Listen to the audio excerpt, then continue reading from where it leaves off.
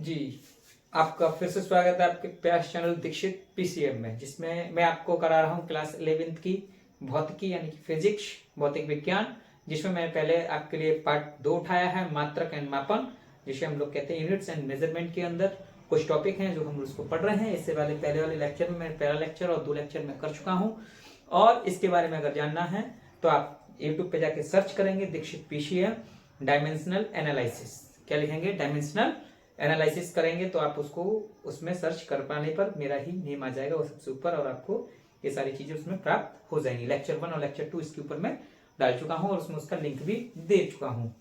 और आज जो इसका होगा, जो लेक्चर नंबर 3 होगा इस चैप्टर का लेक्चर नंबर 3 रहेगा आपके पास पढ़ने के लिए। और इस लेक्चर 3 में आपको आज मिलेंगे विमाओं के अनुप्रयोग। क्या मिलेंगे? विमाओं के अनुप्रयोग। और ज्यादा से ज्यादा मैं आप लोगों से ये चाहता हूँ, मेरे दोस्त भाई बहनों, आपसे ये कहना चाहता हूँ कि आप ज्यादा से ज्यादा इस चैनल को शेयर, लाइक और सब्सक्राइब करें। जितने ज्यादा हो पाएंगे उतना और मजा आएगा। आप लोग की सहायता से मैं कहीं और तक पहुंच पाऊँ तो बहुत अच्छी बात है। ठीक है, चलिए ज्यादा बात ना करके आज का ये स्टार्ट करते हैं। और आप क्या करें, अधिक से अधिक इसको सब्सक्राइब और शेयर और लाइक करें। सीखने का प्रयास करते हैं। क्या पढ़ते हैं आज? चैप्टर 2 चल रहा है हमारा। चैप्टर 2 में क्या है बेटा? चैप्टर 2 का नाम है हमारा मात्रक एवं मापन। आज इसी के अंतर्गत हम पढ़ेंगे बेटा, यूपी बोर्ड हिंदी मीडियम के लिए चल रहा है। आज इसी में हम पढ़ेंगे विमाओं के अनुप्रयोग। विमाओं के अनुप्रयोग जिसे हम लोग कहते हैं एप्लीकेशन ऑफ डायमेंशंस। क्या कहेंगे हम लोग? Application of dimensions. इसका हो सकता है ये पार्ट 1 हो लेक्चर नंबर 3 के अंदर, पार्ट 1 या पार्ट 2 भी हो सकते हैं। इसके पार्ट्स में आएंगे वीडियो, और कितने ज्यादा हम लोग वीडियो बना सकते हैं इसके अंतर्गत। ये क्या होते हैं आपके पास इसमें जो पढ़ने के लिए मिलेगा, ये इसके आधार पर 3 या 4 प्रकार के मिलेंगे आपको पढ़ने के लिए।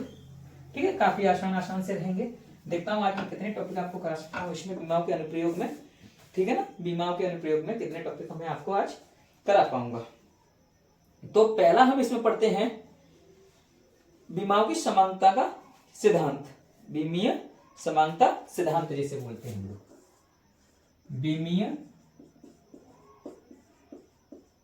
समानता का सिद्धांत। क्या बोलेंगे? विमीय समानता का सिद्धांत। समानता माने होता है समान। ठीक है, क्या होता है? समानता माने समान। इसमें हम क्या करते हैं, जो विमीय समीकरण होता है, विमीय समीकरण की सहायता से उनके सूत्रों का, विमीय समीकरण की सहायता से विमीय सूत्रों को हम जांच करते हैं कि वो दोनों आपस में बराबर हैं या नहीं। यानी उसकी सत्यता की हम लोग जांच करके देखते हैं LHS इजिकल टू RHS है कि नहीं। ठीक है, इस प्रकार से हम इसके समीकरणों की जानकारी करते हैं। जैसे कि हम इसमें क्या करते हैं, कुछ समीकरण के अंदर हम कुछ जोड़ेंगे और कुछ घटाने पर, कुछ जोड़ने पर कुछ घटाने पर उसकी सत्यता की हम लोग क्या कर सकते हैं? जांच कर सकते हैं। ठीक है ना, यानी इसके द्वारा हम क्या होता है, किसी विमीय सूत्र की जांच कर सकते हैं। वैसे इसके अनुप्रयोग में ये पहला पार्ट है। इसके अनुसार क्या होता है? इसके अनुसार क्या करेंगे हम लोग? इसके अनुसार किसी सूत्र की सत्यता की जांच, इसके अनुसार किसी सूत्र की सत्यता की जांच, क्या बोलेंगे? इसके अनुसार किसी सूत्र की सत्यता की जांच, सत्यता की जांच करने के लिए, जांच करने के लिए इसके, जांच करने के लिए इसके बाएं पक्ष एवं दाएं पक्ष। इसमें क्या होगा, आपको एक तो पक्ष देखो इधर में मिलेगा जिसे हम लोग बोलेंगे LHS, एक पक्ष क्षेत्र में मिलेगा बेटा RHS। अभी पूरा समझा रहा हूं क्या मैं बोल रहा हूं, इसके बारे में क्या समझाना चाहता हूं। इनके अनुसार क्या बोला गया है, इसके अनुसार किसी सूत्र की सत्यता की जांच करने के लिए इसके बाएं पक्ष एवं दाएं पक्ष के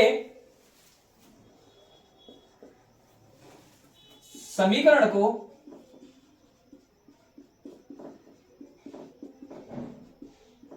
संतुलित करते हैं और इसके बाएं एवं दाएं पक्ष में कुछ, इसके बाएं एवं दाएं पक्ष में कुछ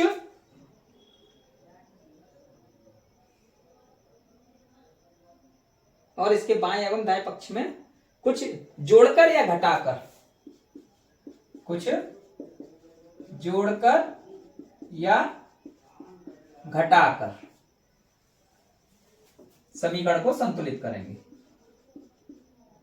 समीकरण को संतुलित करते हैं। इतना लिख दें बस। इसी को विमीय समानता की जांच कहते हैं। क्या कहते हैं? इसी को विमीय समानता का सिद्धांत भी कहते हैं। या हम करते हैं या इनके दोनों पक्षों को क्या कर देंगे बेटा, हम बराबर कर देंगे। इन दोनों पक्षों को हम लोग जोड़ेंगे और जोड़ने के पश्चात हमें यह बताना है कि वास्तव में ये दोनों पक्ष आपस में बराबर हैं कि नहीं है। पहले इसको जोड़ने का तरीका होता है, ठीक है, इसके अनुप्रयोग में। जैसे कि मान लीजिए, जैसे मैंने लिखा a प्लस बी, तो यहां पर भी क्या होना चाहिए आपके पास, a प्लस बी आएगा। या हमने किसी समीकरण को घटाया तो इस पे भी घटाएंगे, घटाने के बाद ये आपस में कैसे होने चाहिए बेटा, बराबर आने चाहिए। और इसके साथ साथ देखिए, अगर मैंने लिखा बेटा 5 सेंटीमीटर और 5 मीटर, अगर मैं इसे जोड़ना चाहूं तो क्या जोड़ देंगे? इसके यहां कुछ मिल सकता है क्या हमें? कुछ मिलेगा। जैसे मैंने लिखा बेटा 4 गधे प्लस 4 घोड़े, इसको जोड़ें तो क्या मिलेगा? इसको जोड़ें तो क्या मिलेगा? बेटा इसे हम जोड़ नहीं सकते हैं, इसे हम जोड़ नहीं सकते हैं। सेंटीमीटर को या मीटर में बदलिए, या मीटर को सेंटीमीटर में बदलिए। इसी प्रकार से गधे को घोड़े में बदलिए, घोड़े को गधे में बदलिए। या 4 आदमी और प्लस 4 औरत, इसे जोड़ सकते हैं क्या?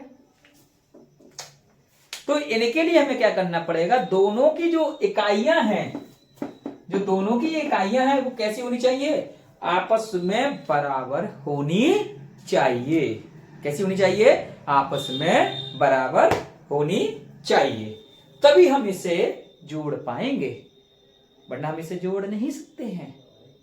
क्या नहीं कर सकते? इसे जोड़ नहीं सकते हैं। आगे ना बात समझ में, तभी हम इसे जोड़ सकते हैं।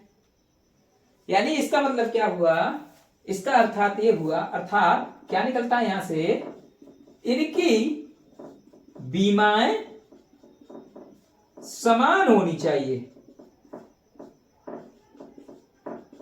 होनी चाहिए। इसकी जो बीमाएं होंगी वो कैसी होंगी बेटा, एकदम समान होनी चाहिए, तभी हम इन बीमाओं को जोड़ सकते हैं या कन्वर्ट कर सकते हैं। आगे ना बच्चों समझ में आगे? मेरे प्यारे भाई बहनों, इसे समझें, मेरे प्यारे प्यारे भाई बहनों, इसको समझने की कोशिश करें। अब सवाल के अनुसार मैं इसे समझाता हूं तब आप समझ पाएंगे। जैसे कि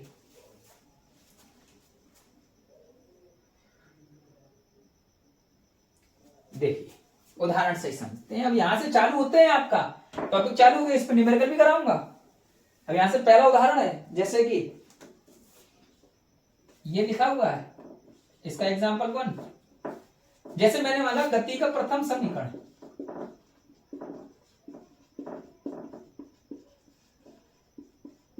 गति का प्रथम समीकरण b बराबर is equal to u plus at।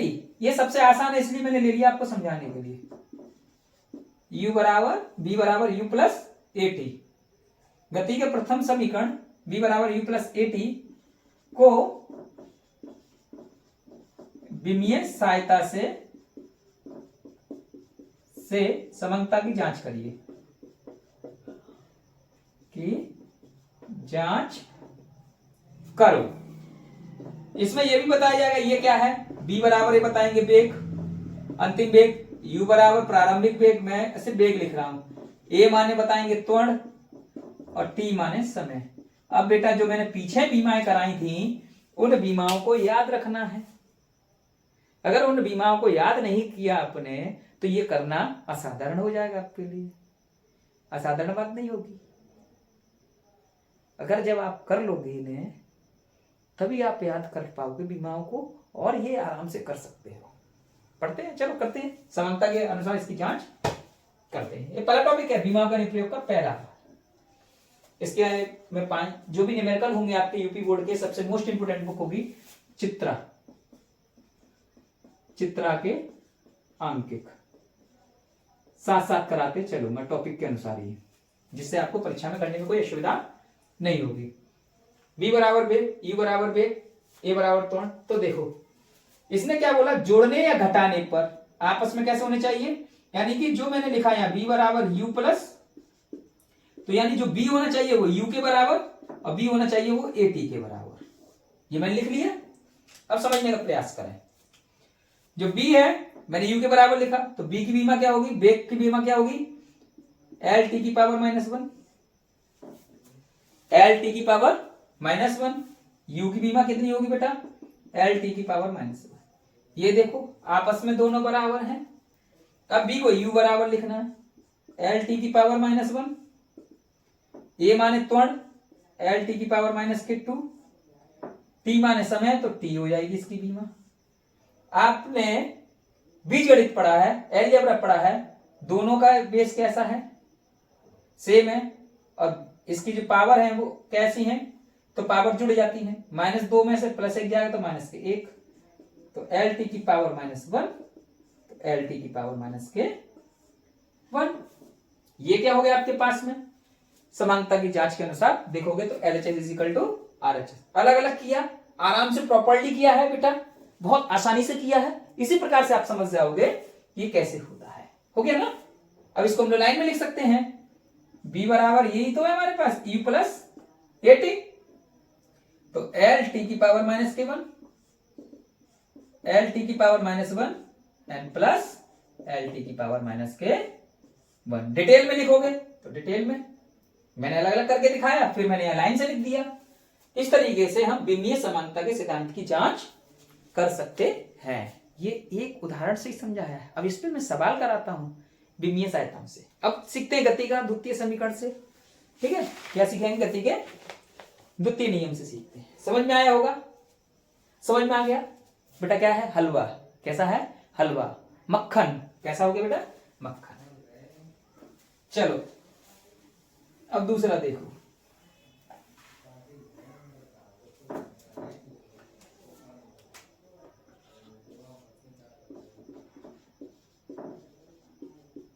गति के द्वितीय समीकरण से समीकरण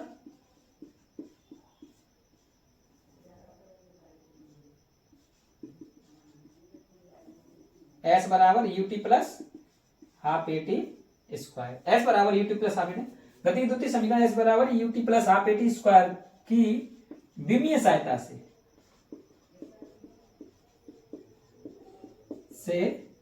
समानता की जांच करिए। समांग की जांच करो। करते हैं बेटा, ऐसे बहुत कुछ सीखने को नहीं मिलेगा। अब इस फॉर्मूले से हम बहुत कुछ सीखेंगे। अभी देखते जाना क्या क्या।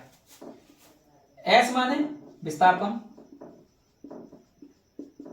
U माने तो बेटा वही समझ लो वेग, T माने समय और A माने त्वरण। चलो करते चुटकी बजा के। कैसे करते हैं, कैसे करेंगे, ऐसे करके। देखो एक चीज और सीखने, इसमें नया कॉन्सेप्ट आपके लिए आ गया है, 1/2। ये नियंत्रक मान है। जितने भी नियंत्रक मान होते हैं बीमाओं के अंदर वो बीमाहीन राशि होती हैं, उनका बीमा नहीं निकाली जा सकती। उनकी बीमाएं नहीं निकाल सकते हैं, वो बीमाहीन राशि होती है। इस बात का विशेष ध्यान रखें आप, ठीक है। जैसे पाई हो गया, ई माने एक्सपोनेंशियल फॉर्म में आ गया, 1/2, 1, 3, ये सब कैसी होती है हमारे पास में, ये बीमाहीन राशि होती है, इनकी बीमाएं नहीं निकाल सकते हैं, ठीक है। चलो विस्थापन है बेटा, ऐसे लिखता हूं, एस किसके बराबर हो जाएगा एक बार, यूटी के, और एस एक बार बराबर हो जाएगा हाफ एटी के स्क्वायर। निकालते हैं, एस माने विस्थापन, एल हो जाएगा वेग है, एल टी की पावर -1, टी माने समय टी, ये माइनस ये प्लस दोनों कट के 0 हो जाएगा, तो एल बराबर क्या निकलेगा बेटा, हो गया। ऐसे ही हम लोग लिखेंगे यहां एल, ये बीमाहीन होगा 1/2, ये बीमाहीन है, देखोगे बीमाहीन राशि, बीमाहीन राशि है, इनकी बीमाएं नहीं होती हैं, तो एल टी की पावर -2, ऐसे यहां लिख देंगे बेटा टी की पावर 2, इस 2 से ये 2 कैंसिल हो जाएगा, तो एल बराबर क्या होगा, एल हो सकता है, हो गया ना। दोनों आपस में कैसे हैं, LHS = RHS। अगर पूरा एक लाइन में लिखना चाहें, S बराबर UT plus half AT square, तो ऐसे लिखेंगे L प्लस L, ये निकल के आएगा। अब इसमें बेटा हमें एक नया कॉन्सेप्ट मिलेगा सीखने के लिए, एक नोट हम इसके रूप में सीखेंगे, क्या इस हमें समझ में आता है, सॉरी बेटा, तो क्या समझ में आया, तो सत्यता की जांच की हमने द्विमीय समीकरण की सहायता से, यानी समानता के आधार पर, ठीक है। अब देखिए इसमें क्या है, अब इसमें होता क्या है, यदि कोई सूत्र विमीय रूप से सही हो तो वह भौतिक रूप से सही भी हो सकता है और भी नहीं।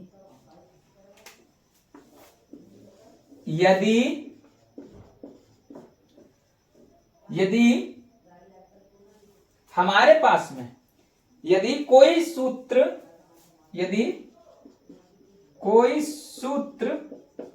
क्यों बोले, विमीय रूप से कोई सूत्र विमीय रूप से सही हो, हैशटैग नोट बता रहे हैं यहां से सभी लोग, यदि कोई सूत्र विमीय रूप से सही हो तो वह भौतिक रूप से सही हो भी सकता है, और नहीं भी। यानी यदि कोई सूत्र विमीय रूप से सही है तो भौतिक रूप से सही भी हो सकता है और नहीं भी हो सकता है, ठीक है, नहीं भी हो सकता है। यदि विमीय रूप से सही है, यदि सूत्र विमीय रूप से गलत है तो भौतिक रूप में कभी सही नहीं हो सकता है।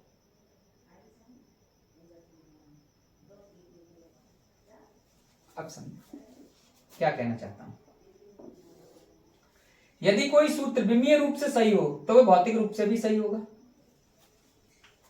मैंने क्या लिखा, ये लिखा है हमारे पास समीकरण, S बराबर UT plus half AT square, और इसी को मैंने लिखा S बराबर UT प्लस AT स्क्वायर। ये इसके दोनों भौतिक रूप हैं, ये दोनों इसके क्या हैं, भौतिक रूप लिखे हुए हैं। क्या लिखा है बेटा, ये इसका भौतिक रूप लिखा हुआ है।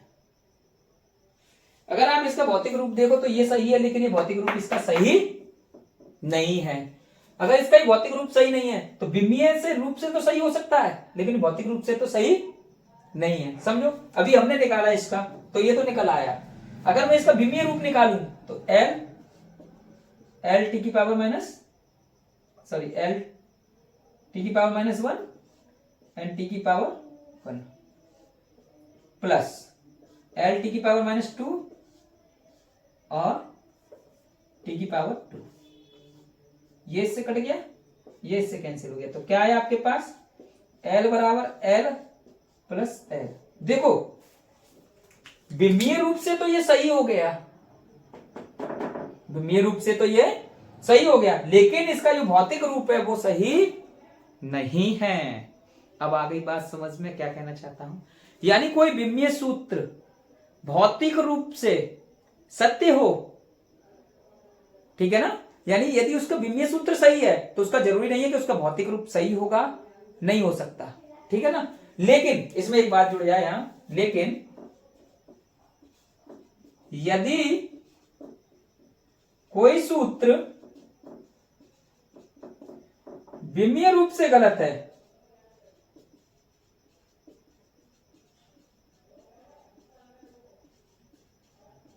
तो वह किसी रूप में सही नहीं हो सकता।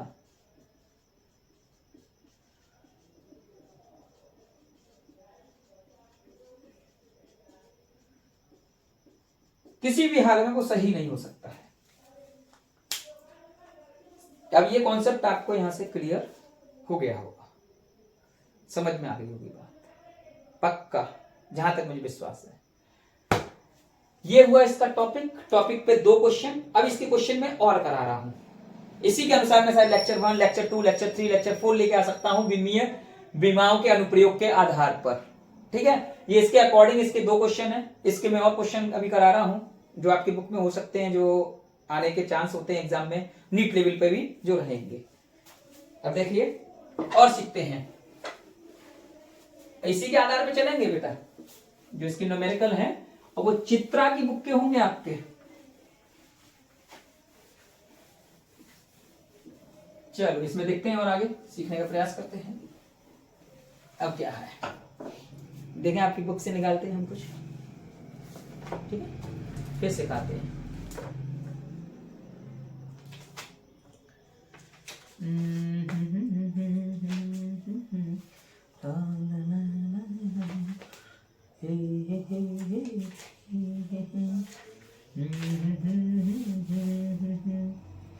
चलिए कराता हूं आगे। इसमें क्या है, ये वाला हो गया आपके पास में, ये वाला हो गया। मोस्ट इंपोर्टेंट करा रहा हूं, इसके जितने हो सकते हैं शायद उस तरीके से मैं करा दूं आपकी बुक के और इसके नोटबुक के, ठीक है।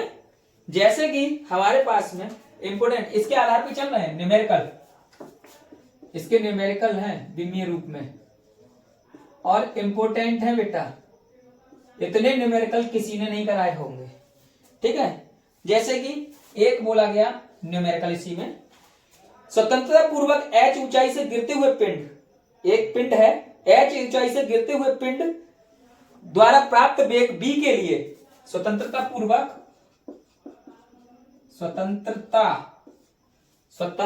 ठीक है ना, स्वतंत्रता गलत लिख लिया मैंने, स्वतंत्रता पूर्वक h ऊंचाई से गिरते हुए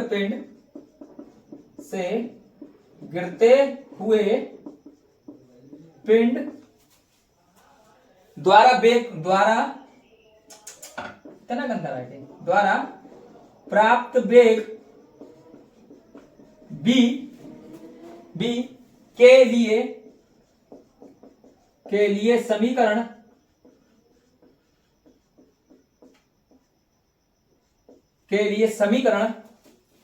v बराबर √2gh के विमीय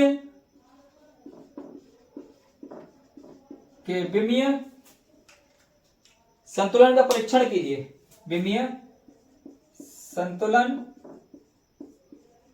का परीक्षण कीजिए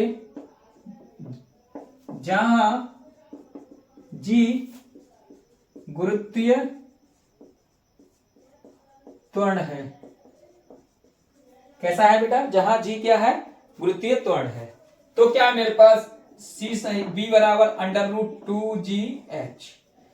अब देखिए इस तरीके से दिया, इनने बताया h इसमें ऊंचाई है, g क्या है, गुरुत्वीय त्वरण है, v क्या है, या वेग है, जो क्वेश्चन में मेंशन कर दिया इन्होंने हर चीज। यानी प्रश्न में ये लोग हर चीज क्या करेंगे, आपको बता के चलेंगे, v मतलब क्या है, h मतलब क्या है, g बराबर क्या है, ये मतलब क्या है, ये मतलब क्या है, ये सारी चीज देंगे आपको। बस उसकी बीमा याद रखनी है, क्या रखनी है, उसकी बीमा है बस याद रखनी है, और आराम से ये बन जाएगा। अब देखिए इसका किस प्रकार से करेंगे, इसमें क्या करेंगे, दोनों तरफ वर्क करने पर दोनों तरफ वर्ग करने पर, क्यों पता है, दोनों तरफ वर्ग कर देंगे इसका तो ये अंडर रूट हट जाएगा बेटा, तभी ये समीकरण को हम सॉल्व कर सकते हैं। ये हो गया बी स्क्वायर, ये बचेगा 2gh। ये दो क्या है बेटा, बीमाहीन राशि है। दो क्या हो जाएगी यहां, बीमाहीन राशि, क्योंकि नियंता का मान है। बी माने बेग बताया है, तो बेग का क्या होता है, एल टी की पावर -1 का क्या हो जाएगा, वर्ग दिया तो वर्ग चढ़ा दो। जी माने गुरुत्वीय त्वरण, तो एल टी की पावर -2, ये गुरुत्वीय त्वरण होता है। एच माने ऊंचाई यानी कि दूरी, तो एल हो जाएगा यहां पर। अब देखो एल पे वर्ग चढ़ाओ, टी की पावर -2, एल एल, तो एल का वर्ग टी की पावर -के। कितना आसान था। दोनों एलएचएस इक्वल टू क्या हो गया हमारे पास में, आरएचएस हो गया। देखता हूं वीडियो कैसा आ रहा है कि नहीं आ रहा है, दिखाई दे रहा है कि नहीं, ठीक है कि नहीं। क्वेश्चन नंबर 2 देखेंगे, ठीक है। क्वेश्चन नंबर 2 क्या होता है, देखें क्वेश्चन नंबर 2 में। मेरे को जहां तक लगता है कि आपको एकदम बढ़िया तरीके से समझ में आ रहा होगा। अब प्रश्न नंबर 2, इस टॉपिक पे जितने भी न्यूमेरिकल होंगे मैं करा दूंगा आपके बीबीए रूप में, हो सकता है बहुत ही अच्छे न्यूमेरिकल कराऊंगा। एक प्रश्न और है बेटा, क्वेश्चन नंबर 2, सूत्र बाई बराबर, ये इंपोर्टेंट है, बहुत ही मोस्ट इंपोर्टेंट है। सूत्र बाई बराबर mgl upon pi R square L, pi R square L small L, ठीक है। ये यंग मॉडुलस होता है, एक यंग मॉडुलस यानी यंग प्रत्यास्थता का ये सूत्र है, एक पढ़ने के लिए मिलेगा आपको आगे चल के। तो यंग प्रत्यास्थता, यंग प्रत्यास्थता के अनुसार है ये, उसका सूत्र है कि सत्यता की जांच कीजिए, कि सत्यता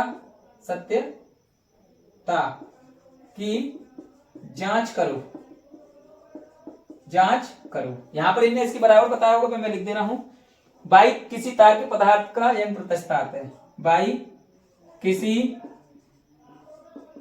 तार के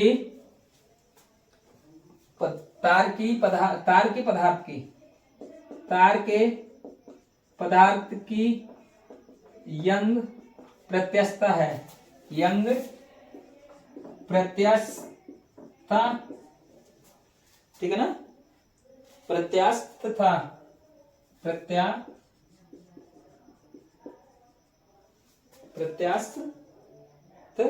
गुणांक, प्रत्यास्थता गुणांक, और एल तार की लंबाई, एल तार की लंबाई, आर त्रिज्या,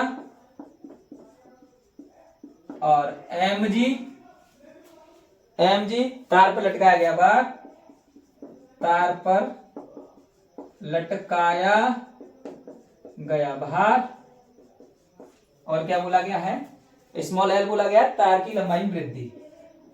एल माने हो गया तार की लंबाई में, तार की लंबाई में वृद्धि, ठीक है ना।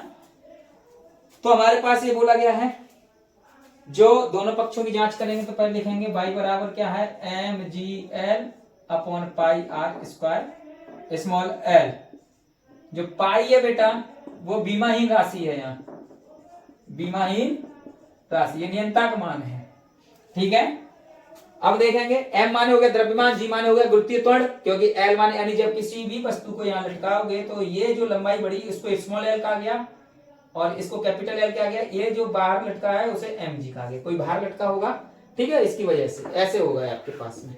चलिए, तो यंग प्रत्यास्थता का जो विमीय सूत्र होता है बेटा वो होता है m l की पावर -1 एंड t की पावर -2 होता है, m l की पावर -1 एंड t की पावर -2। ये हमेशा याद रखेंगे, ये यंग प्रत्यास्थता यानी y का ये है m l की पावर -1 t की पावर -2। अब इसे करते हैं, m माने द्रव्यमान तो कैपिटल M हो जाएगा, g माने गुरुत्वीय त्वरण एल टी की पावर माइनस के 2 और एल माने लंबाई तो एल हो गया आपके पास, आर माने त्रिज्या है दूरी तो एल माने एल।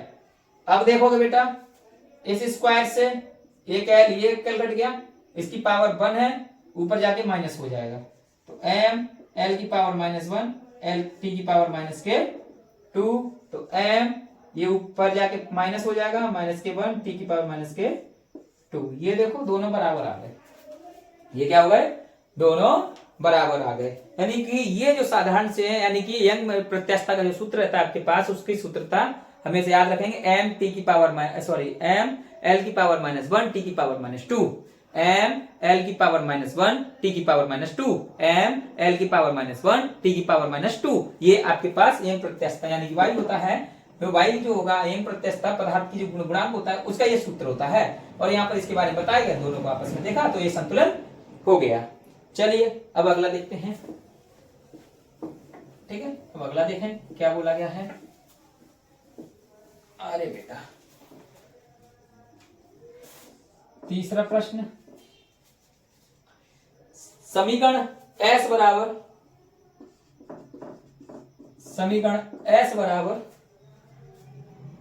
1/2 रो आर एच रो जी। आहा रो आ गया, द्रव्यमान बट्टे आयतन होता है घनत्व माने, ठीक है।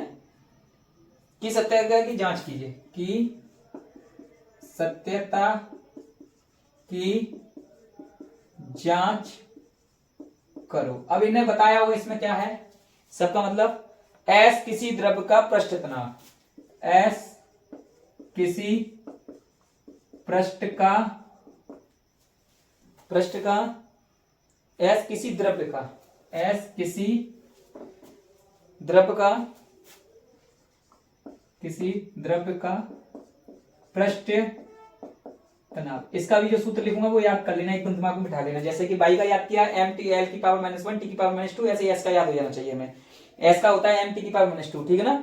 द्रव का पृष्ठ तनाव एच हो गया बेटा, एच क्या हो जाएगा यहाँ, एच केशव नली में द्रव की ऊंचाई, ये ऊंचाई बोली गई है, केशव नली में द्रव की ऊंचाई, ठीक है।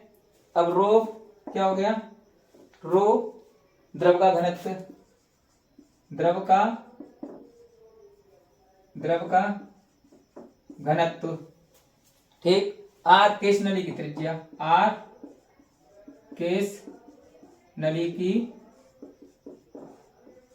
त्रिज्या, ठीक है। अब एस किसी द्रव का पृष्ठीय तनाव है। अब लिखेंगे यहां एस बराबर 1/2 आर एच रो जी। अब समझें, जो यहाँ 1/2 है बेटा, अब तो समझ गए होगा ये बीमाहीन राशि है। कैसी है, बीमाहीन राशि, इस बात का ध्यान रखेंगे। एस माने होता है जो क्या बोला गया है, द्रव का पृष्ठीय तनाव, इसका फॉर्मूला होता है एम टी की पावर -2। आर माने केशव नली की त्रिज्या, तो दूरी हो गई ये भी एल, ठीक है, ठीक है। एच वाला हो गया द्रव में लंबाई, तो एल हो गया यहाँ। रो होता है बेटा द्रव का घनत्व, घनत्व बराबर क्या होता है, द्रव्यमान बटे आयतन, ठीक है। द्रव्यमान का m, आयतन का l की पावर 3, ठीक। तो मैं लिखता हूं रो बराबर m l क्यूब। गुरुत्वीय त्वरण है जी माने त्वरण ही होगा बेटा, नीचे खींच रहा है कोई अपने अंदर, ठीक है, तो उसको अपनी ओर ही खींचेगा, इस बात का ध्यान रखेंगे। त्वरण है तो उसका एल टी की पावर -2 हो जाएगा, एल टी की पावर -2। चलो देखो एल टी की पावर -2। अब देखो ये 3 लिखा है, 1 2 3। अब क्या बचा आपके पास, सीधे सीधे एम टी की पावर -2 गुरु कोष्टक में बंद कर देंगे या स्क्वायर ब्रैकेट बोलेंगे। इधर में एम बचा और टी की पावर -2। कितना आसान था, सब ऐसे हुआ बना लेते हैं इसको। समझ में आया होगा चुटकियों में, एकदम समझ में आ गया। इसी तरीके से अगर आप याद रखेंगे बीमाओं को तो आपके प्रश्न बनते जाएंगे। अगर बीमा याद नहीं है तो आप इसका एक भी प्रश्न नहीं कर पाएंगे। बीमा याद रखनी है, किसका मतलब क्या है, 2-3 मोस्ट इंपोर्टेंट होती है, सबसे ज्यादा बल याद करके रखना है, बल मोस्ट इंपोर्टेंट है। और भी मैं बीमाएं लेके आऊंगा आपके लिए स्पेशल। ठीक, ये तो हो गया समीकरण 3। अब देखते हैं चौथा। इसके आधार पे जो बन रहे हैं वो मैं कराने की कोशिश कर रहा हूं। ठीक है, अब देखते हैं चौथा सवाल। जितने बन जाएंगे इस आधार पे मैं करने की कोशिश करूंगा। ठीक है ना, कहाँ गया है चौथा वाला सवाल।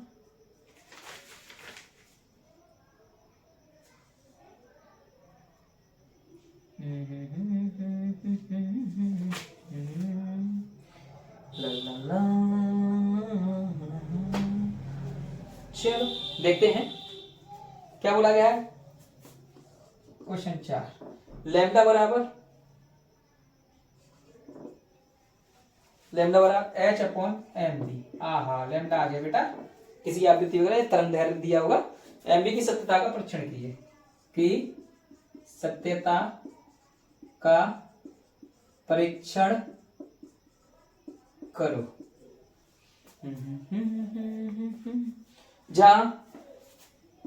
जहां बताएगा m कण का द्रव्यमान,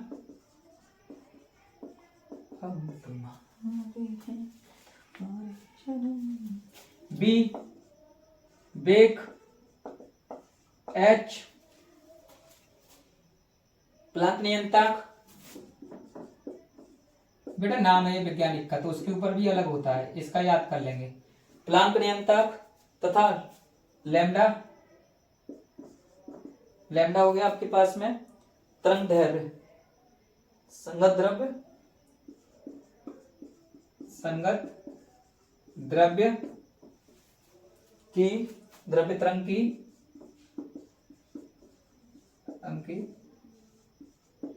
तरंग दैर्घ्य, तरंग दैर्घ्य। अब देखो आपके पास ये बोला गया, क्या लिखा है हमने, लैम्डा बराबर h/, बेटा h माने तो प्लांक नियंत्रक बोला गया है इसमें। ठीक है ना, प्लांक नियंत्रक बोला गया है। तरंग दैर्घ्य क्या बोला है, संगत तरंग दैर्घ्य की तरंग दैर्घ्य है, संगत द्रव्य तरंग की तरंग दैर्घ्य। तो ये होता है वो एक प्रकार की लंबाई होती है, तो उसको हम लोग L से लिख सकते हैं। तो ये हो गया बेटा L।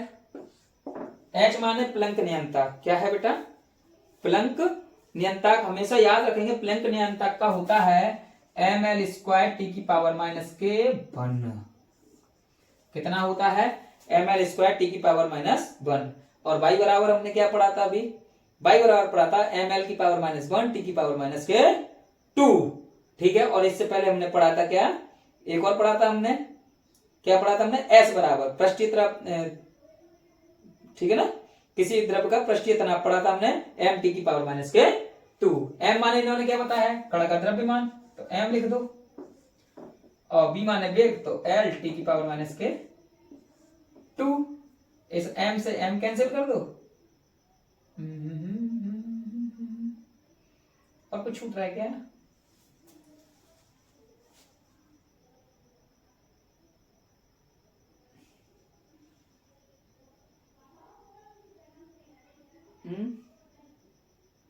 वेग है बेटा, मैंने तुरंत लिख लिया, ये कहीं गलती हो रही है। हाँ अब सही है, b माने वेग, तो इस स्क्वायर से ये कट गया, T⁻⁻⁴ तो L बराबर क्या आ गया, L।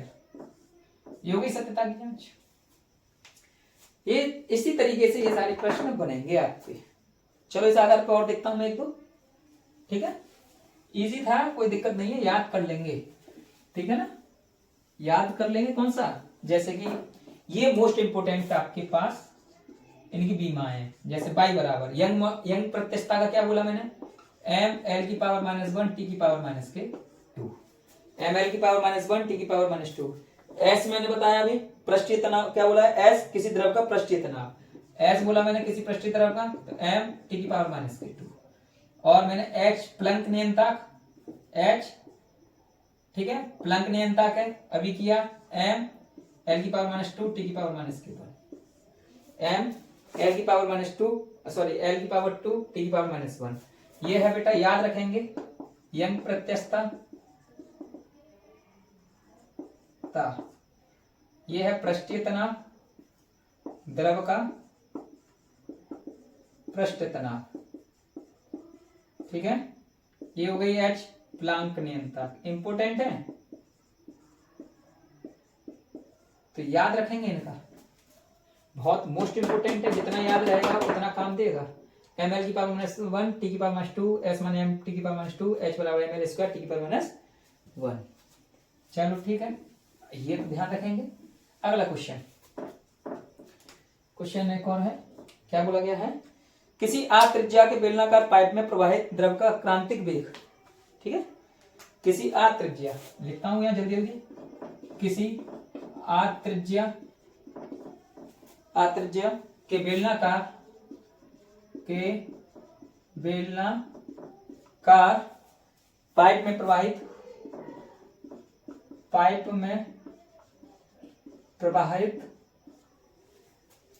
द्रव का क्रांतिक वेग, द्रव का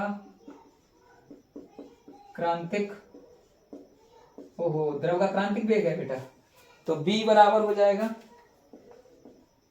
ईटा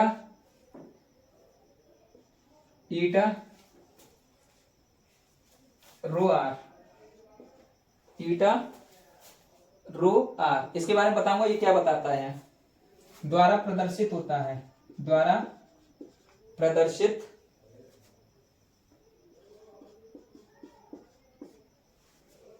होता है, ठीक है। इसके बाद बोला गया है जहां अभी किया था हमने, रो द्रव का घनत्व,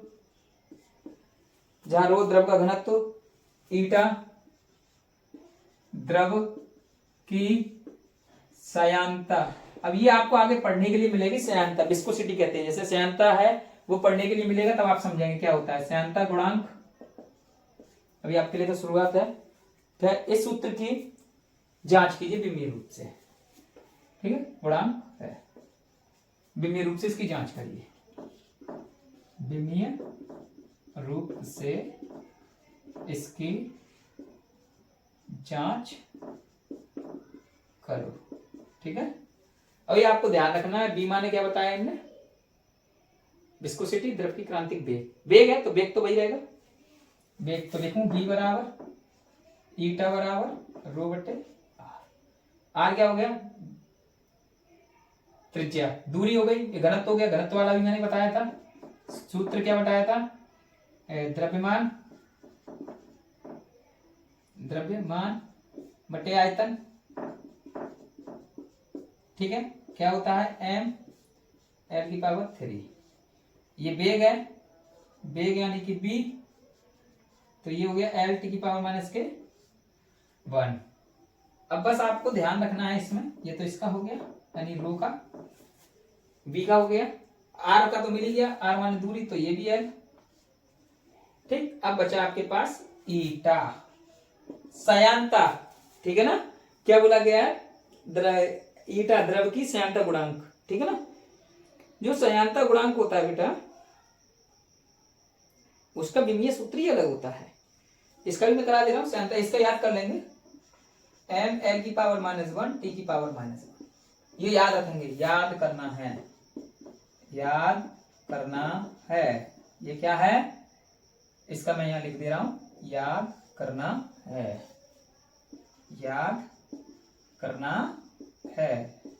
ठीक है, मोस्ट इंपोर्टेंट है, याद ही करना है।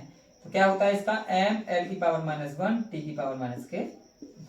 अब आराम से लिखते हैं, चलो सबका लिख लिया अलग अलग, अब लिखते हैं b यानी कि l t की पावर -1, ईटा m l की पावर -1 t की पावर -1, अब है m l की पावर 3, ठीक। अब r दूरी l, इससे जाएगा बेटा यहाँ 2 बचेगा, अब समझना, देखो कैसे होगा, l t की पावर -1, ये m से तो ये m कट जाएगा,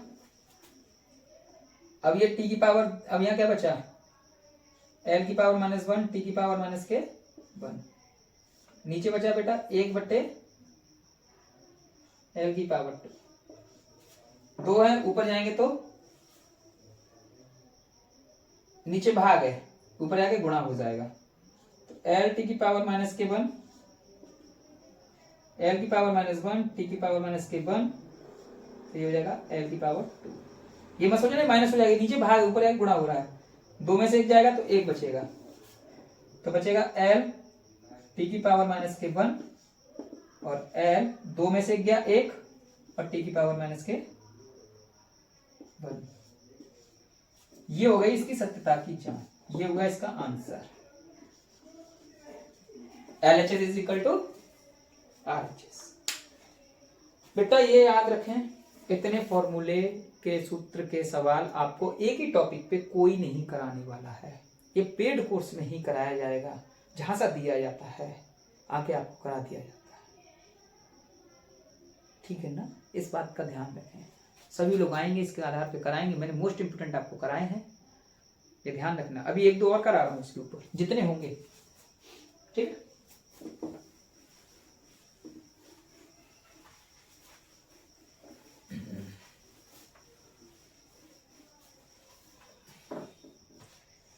अब एक और क्वेश्चन, मोस्ट इंपोर्टेंट है ये भी। क्या बोला गया है? एक नली में जल के प्रवाह की दर, एक नली में जल की प्रवाह दर V बराबर पाई पी आर की पावर 4। हाँ, मोस्ट इंपोर्टेंट है बेटा, बहुत ही नीट में आया हुआ है, नीट जेई में। पी आर की पावर 4 8 ईटा एल। अभी ईटा वाला पढ़ा है आपने, ईटा का क्या पढ़ा है? एम एल की पावर माइनस 1 टी की पावर माइनस 1, एम एल की पावर माइनस टी की पावर माइनस 1 और एल। अब यहां बताया जाएगा पी क्या है? दाबांतर यानी प्रेशर। दाबांतर, आर त्रिज्या है यानी त्रिज्या माने दूरी हो गई, एल माने क्या हो गई? लंबाई, और ईटा माने हो गया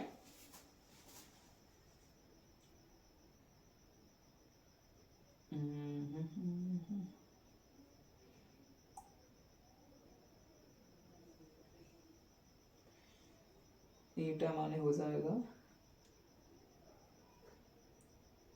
द्रव का सांतक गुणांक, द्रव की सांतक गुणांक। तो पाई है वो नियंत्रक रहेगा, पी माने दाबांतर है, दाबांतर। ठीक है, बी माने क्या बताया गया बेटा? एक नली में जल की प्रवाह की दर है। दर है मतलब किसी समय पानी बहता होगा, किसी प्रतिशत एकांक समय में। तो B बराबर यहां लिखता हूं पाई पी आर की पावर 4 8 ईटा एल। जो पाई बाई 8 है बेटा, यहाँ ये नियंत्रक है, यानी कि ये बीमाहीन है। ठीक, चलो। प्रवाह दर, दर का मतलब होता है बेटा प्रति सेकंड में, यानी प्रति समय में जुड़ जाएगी प्रवाह दर। तो एल टी कितना हो जाएगा? एल अपॉन टी हो जाएगा। ठीक है ना, एक नली में जल की प्रवाह दर, जल की प्रवाह दर है बेटा, ये याद रखो कैसे होगा, मैं बता रहा हूं। जल की प्रवाह दर, प्रवाह दर मतलब हो गया पानी बह रहा है तो उसका मतलब ये आयतन हो गया। क्या हो गया? आयतन। तो एल की पावर 3 और टी ये हो जाएगा, तो ये हो जाएगा एल क्यूब टी की पावर माइनस के 1। ये तो बी बराबर निकल आया, अलग अलग निकालना हूं, इसका ध्यान रखना। पी माने दाबांतर है, क्या है बेटा?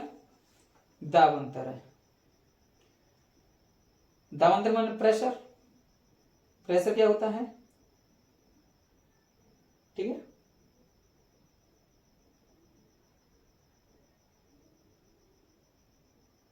प्रेशर, दाब, दाब बराबर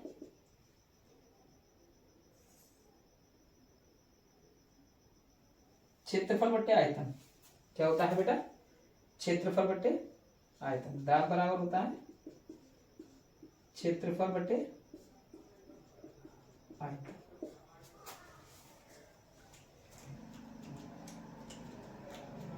जहां तक है कहीं कंफ्यूजिंग हो रहा है थोड़ा सा। प्रेशर, दाबांतर, दाबांतर क्वेश्चन में यही बोला गया।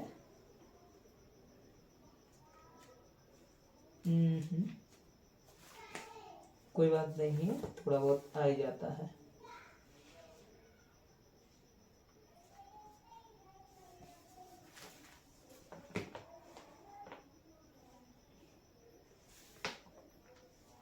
कहीं मिस्टेक्स ही हो रही है।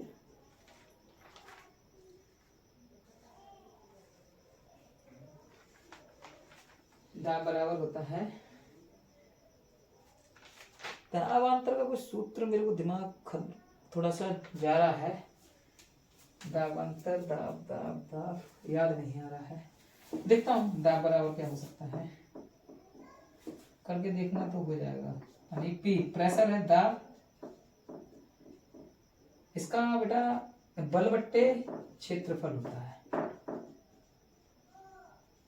यानी प्रेशर क्या होगा? Force upon area. ऐसे में कर सकता था, मेरा दिमाग थोड़ा हिंदी में है ना, गड़बड़ हो जाता है कभी हिंदी में। P इक्वल टू हो गया फोर्स अपॉन एरिया, ठीक है। तो फोर्स का होता है बेटा ml टी की पावर माइनस के 2, ये मोस्ट इंपोर्टेंट है। एरिया माने एल स्क्वायर, इससे ये चला जाएगा तो हो जाएगा m l की पावर माइनस 1 टी की पावर माइनस के। ये हो गया दाबांतर का। ये फॉर्मूला याद रखेंगे, P बराबर फोर्स अपॉन एरिया यानी बल बट्टे क्षेत्रफल। ये निकल के आया। अब देखो मैं भी, देखो कभी कभी मिस्टेक हमसे भी हो जाती है, याद नहीं रहता। ईटा का भी आपने किया था, सायांता मैंने करवाया था, भी आपको याद रखना चाहिए था सायांता वाला। सायांता मैंने क्या लिखवाया था? हाँ, सायांता क्या लिखवाया था? एम एल की पावर माइनस 1 टी की पावर माइनस 1। क्या लिखवाया था इसका मैंने? एम एल की पावर माइनस 1 टी की पावर माइनस के 1। सायांता का ये लिखवाया था एम एल की पावर माइनस 1 टी की पावर माइनस 1। चलो देखते हैं अब क्या है। अब तो हो जाएगा ना। अब देखो, अब सबका लिखते हैं अलग अलग से। b तो l की पावर 3 t की पावर माइनस 1, ये हो गया, आया ना ये। अब आते हैं p बराबर, p बराबर कितना आया? ml की पावर माइनस 1 t की पावर माइनस 2, ml की पावर माइनस t की पावर माइनस के 2। r माने दूरी है तो l की पावर 4। ईटा का भी मैंने लिखा m l की पावर माइनस 1 t की पावर माइनस के 1। l माने लंबाई तो l लिखा मैंने अभी। अब देखते हैं, एक l से तो एक l ये गया, 4 में से एक ये गया तो 3 बचेगा। इस 2 में से तो एक ये चला जाएगा तो माइनस के 1 ये बचेगा। m से m चला जाएगा तो बचा l की पावर 3 t की पावर माइनस 1। ऐसे ही ना नीट में पूछ लिया बेटा, नीट में ऐसे ही पूछ लेगा क्या? इतना आसान पूछने लगेगा नीट में तो कैसे काम चलेगा। इसलिए तो बोलते हैं याद होना चाहिए।